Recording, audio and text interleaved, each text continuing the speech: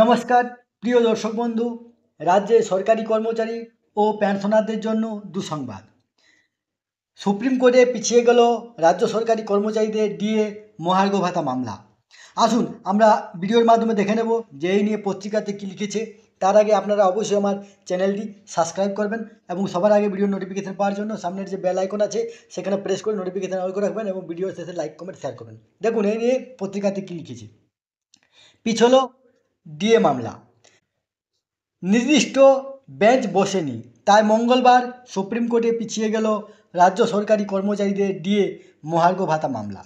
রাজ্য সরকারি কর্মীদের বকেয়া বেতনের অন্তত 25% মামলা চলাকালীনে মিটিয়ে দেওয়ার নির্দেশ দিয়েছিল সুপ্রিম কোর্ট।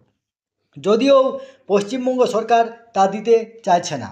রাজ্য সরকারের কাছে অর্থের অভাবেই তার কারণ বলে সর্বোচ্চ আদালতে জানিয়েছে। এমতো আবহে মঙ্গলবার মামলাটি শুনানির জন্য তালিকাবদ্ধ হলেও তা হলো না। মূল মামলাটি শুনছে সঞ্জয় কারল এবং বিচারপতি পি.কে. মিশ্রর বেঞ্চ। কিন্তু এদিন 1 নম্বর এজলাসে সাংবিধানিক বেঞ্চে ব্যস্ত থাকায় এই মামলা শুনতে পারলেন না বিচারপতি মিশ্র। তাই বিচারপতি সঞ্জয় কারল এবং বিচারপতি সন্দীপ মেহতার বেঞ্চে মামলাটি তালিকাবদ্ধ হলেও শুনানি পিছিয়ে গেল। শীঘ্র শুনানির তারিখ দেওয়া হবে বলে জানিয়েছে শীর্ষ আদালত। এই তথ্যটি আপনাদের সাথে শেয়ার করলাম। সুস্থ থাকবেন, ভালো থাকবেন, ধন্যবাদ।